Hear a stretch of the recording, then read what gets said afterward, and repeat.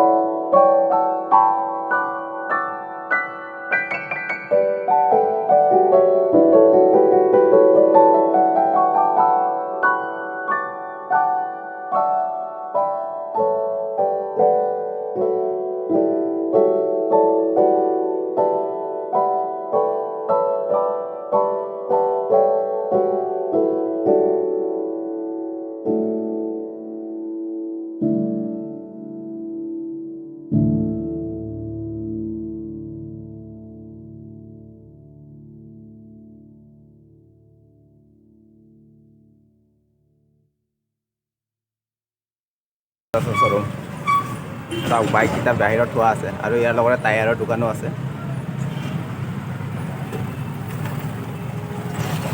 ড্ৰাইভাৰটাই পূৰা চাই আছে মানে মন দি একদম বাইকটো ল'ব যে কেইদিনমান পিছতেই। কেইদিন পিছত ল'বি? জানুৱাৰীত ল'ব ন? জানুৱাৰীত নতুন বাইক ল'ব ড্ৰাইভাৰটাই। যেতিয়া ল'ম তেতিয়া দেখা পাব আৰু তেতিয়া দেখা পাব নিশ্চয়। ভিডিঅ' এটা বনাম আৰু লগত আহি পেলাই আৰু একেলগতে ফুৰিম। এতিয়া ড্ৰাইভাৰকো দেখা পাব, বাইককো দেখা পাব, চবক দেখা পাব।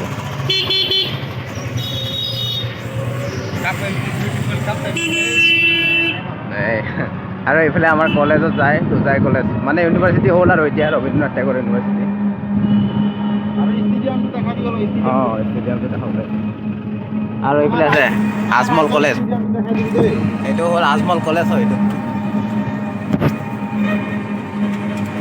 আৰু এইখিনিতে আছে ষ্টেডিয়াম হোজাইৰ ষ্টেডিয়াম। লাইট চাইট লাগিল, সেয়া চাওক লাইটবোৰ লাগিল আৰু ৰঙো কৰিলে অলপ নতুনকৈ বনাই পেলাই বিল্ডিং।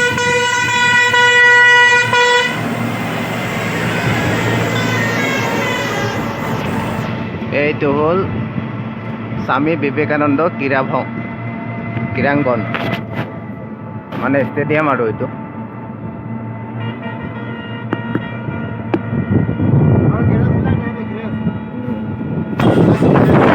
গেৰেজ টেৰেজ আছে, গাড়ী চাড়ী বেয়া হ'লে বনায়।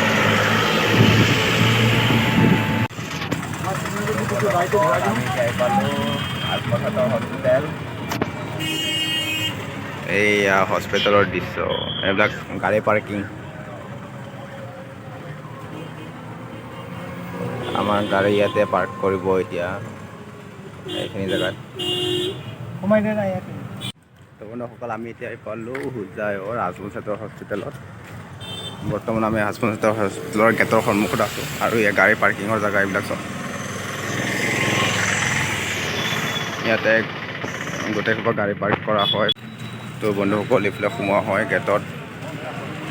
এইয়া হস্পিটেলখন চাওক আপোনালোকে, হস্পিটেলখন বহুত ডাঙৰ, অসমৰ বিখ্যাত হস্পিটেলবোৰৰ ভিতৰত এখন আৰু এইখনেই।